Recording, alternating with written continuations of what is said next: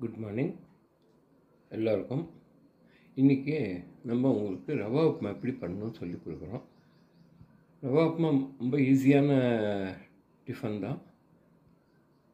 அது உங்களுக்கு எப்படி பண்ணணும்னு சொல்கிறோம். அதுக்கு என்னென்ன வேணுமா கொஞ்சம் சொல்லுங்க. இதுக்கு ஒரு பெரிய வெங்காயமாக இது மாதிரி பெரிய வெங்காயமாக இருந்ததுன்னா இது மாதிரி கட் பண்ணி இப்படி வச்சுருக்கோம். இந்த வெங்காயத்தை என்ன பண்ணுங்க, எப்பயுமே கட் பண்ணும்போது இந்த போர்ஷன் இருக்குல்ல, இந்த போர்ஷனு எப்படி சொல்கிறோன்னா காம்பு, இது காம்பு தடி. இதை நம்ம இந்த வி ஷேப்பில் கட் பண்ணிட்டு தூக்கி போட்டுடுங்க இந்த இடத்த. ஏன்னா வி ஷேப் இது மாதிரி இந்த வி ஷேப்பில் கட் பண்ணிட்டேன். இது மாதிரி ரெண்டு பக்கம் இந்த வி ஷேப்பில் கட் பண்ணிட்டேன்னா உங்களுக்கு கட் பண்ணும் போதும் பீஸ் அந்த உதிரியாக வந்துடும், அது ஜாயிண்ட் ஆகாது அந்த இடம். அதே சமயத்தில் இதை நார்மலாக உடம்புக்கும் ஒத்துக்காதும்பாங்க.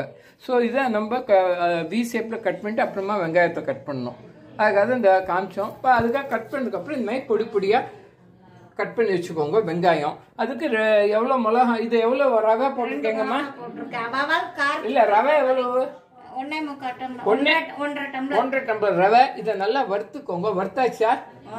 இது நல்லா வறுத்துண்டாச்சு. நார்மலாக கடையில் வறுத்த ரவையும் கிடைக்கும். அது இல்லைன்னா நார்மல் ரவை, பாம்பே ரவை வாங்கி வீட்டில் வறுத்துக்கலாம். இது நல்லா வறுத்தாச்சு. வெங்காயம், இதுக்கு 2 மிளகா, காரம் நமக்கு காரம் கம்மியாக யூஸ் பண்ணுறதுனால 2 மிளகா போட்டுருக்கோம். காரம் ஜாஸ்தியாங்க 3-4 மிளகான்னு போட்டுக்கலாம். அதுக்கு கருவேப்பிலை. இப்போ இதுக்கு என்னென்னா ஃபஸ்ட்டு ஒரு இழுப்பு சட்டி வச்சுட்டு எண்ணெயை ஊற்றிக்கோங்க. எண்ணெயை ஊற்றிட்டு நெக்ஸ்ட்டு கடுகு போட்டுக்கோங்க. கடுகு தாளிப்பு சவுண்டு வந்தோடனே என்ன போடணும்? கடலைப்பருப்பு, உளுத்தப்பருப்பு போட்டுக்கணும். கடுகு படப்படம் வெடிக்கிற டைமில் கடலைப்பருப்பு, உளுத்தப்பருப்பு போட்டுக்கோங்க. போட்டின உடனே ஃபஸ்ட்டு மிளகா கருவேப்பிலை போடுவீங்களா, வெங்காயம் போடுவீங்களா? ஃபஸ்ட்டு மிளகா வெங்காயத்தை போட்டுவிட்டு அப்புறமா இந்த வெங்காயத்தை போடணும். இப்போ கடுகு உளுத்தம்பருப்பு போட போகிறாங்க. வெடிக்கிறது பாருங்கள், வெடிக்கிற சவுண்டு கேட்குதா? இந்த டைமில் கடலைப்பருப்பு ஒரு 2 ஸ்பூன், இது 1 ஸ்பூன், அது 1 ஸ்பூன் போட்டுக்கோங்க. கடலைப்பருப்பு 1 ஸ்பூன், உளுத்தம்பருப்பு 1 ஸ்பூனு போட்டுன்ட்டு நல்லா வறுத்துக்கோங்க. ப்ரௌனாக கலர் வந்ததுக்கப்புறம் இந்த கருவேப்பிலையும் மிளகாவையும் அப்புறமா போட்டுக்கணும். கொஞ்சம் கலர் வந்து உங்களுக்கு பருப்பு கலர் சேஞ்ச் ஆகிடுச்சு பாருங்கள்.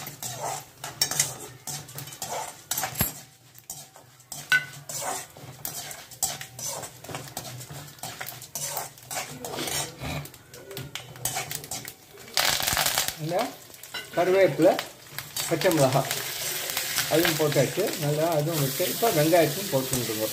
வெங்காயத்தை நல்லா கட்டில் இருக்கிறதையும் சேர்த்து நல்லா ஒட்டை எடுத்து சட்டியில் போட்டுருங்க.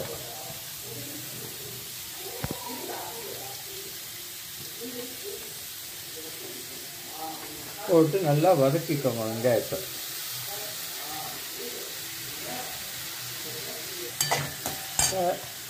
நல்லா கொஞ்சம் வதக்கிட்டு எண்ணெய் பத்தல கொஞ்சம் எண்ணெய் ஊற்றிக்கோங்க.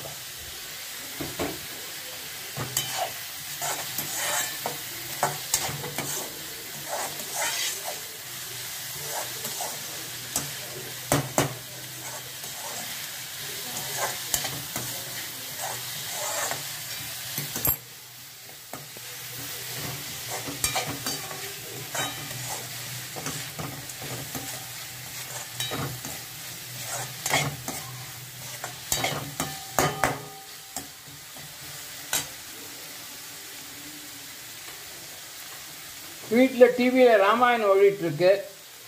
சில வீட்டில் ராமாயணத்தை பார்த்துட்டு இங்கே பார்க்கும்போது பார்த்துக்கணும். அதையும் இங்கே சட்டியில் வச்சுட்டு தீஞ்சிடக்கூடாது.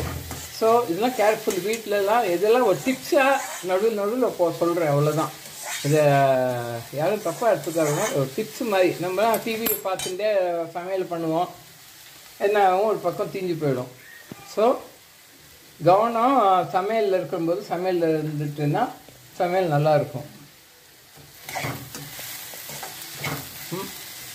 மாமி உங்களை நான் சொல்லலை மாமி, நீங்கள்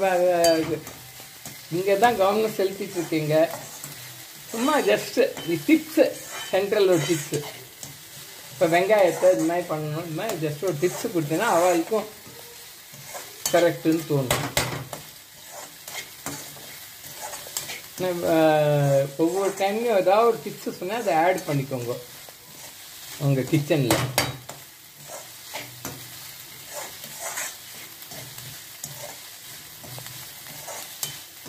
நல்லா வறுத்தாச்சு.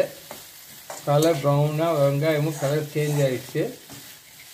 இந்த டைமில் எவ்வளோமா தண்ணி ஊற்றணும்? ஒன்றுக்கு 3 டம்ளர் தண்ணி ஊற்றிக்கணும். ஸோ 1.5 டம்ளர் ரவை எடுத்துகிட்டு இருக்கோம்னா 4.5 டம்ளர்லேருந்து 5 டம்ளர் மட்டும் தண்ணி ஊற்றலாம்.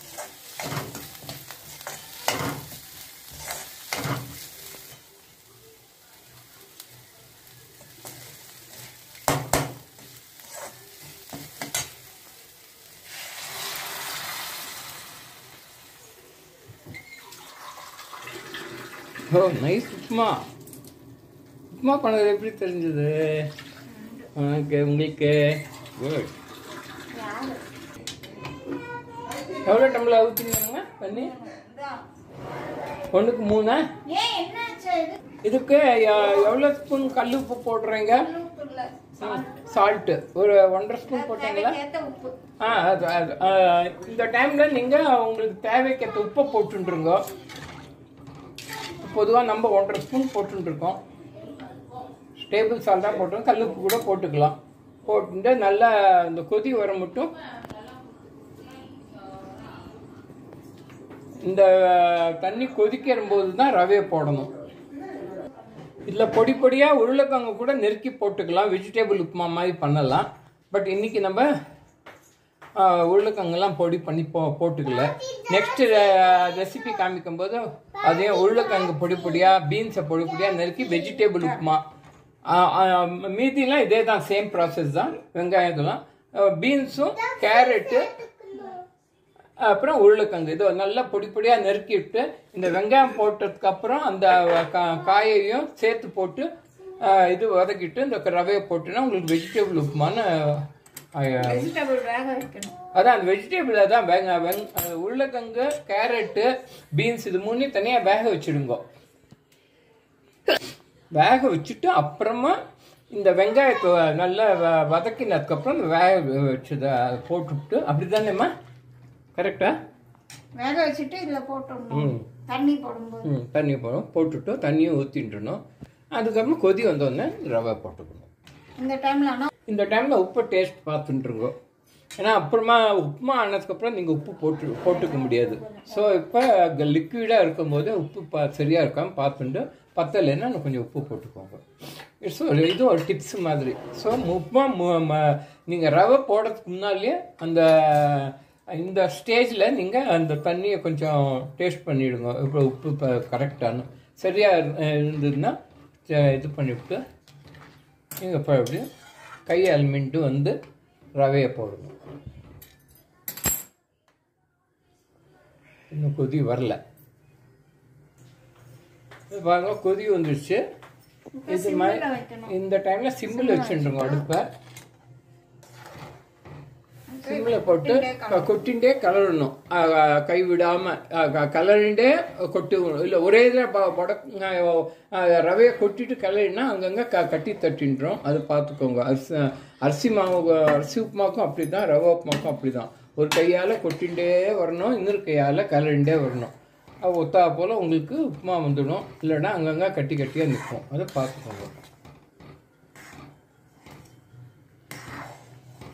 அவங்க கிளறும் போதே இப்போ பாருங்க கட்டி அப்படியே 1-2 கட்டி தட்டி இந்த சூழ்நிலை இருந்தால் அது அமுக்கி போங்க.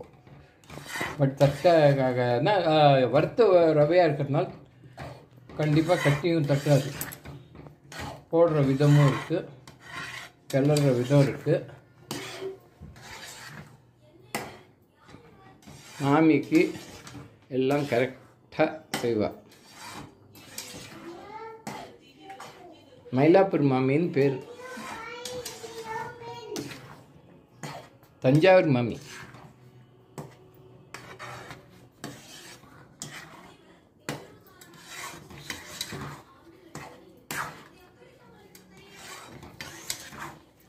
இது ஓரளவுக்கு நல்லா சுற்றி சுருண்டு வர டைமில் மூடி கொஞ்சம் சிம்மில் வச்சுட்டு நல்லாவே சிம்மில் வச்சுட்டு தட்டை போட்டு மூடிடுங்க. இந்த ஸ்டேஜில் இது மாதிரி இருக்கு. இந்த ஸ்டேஜில்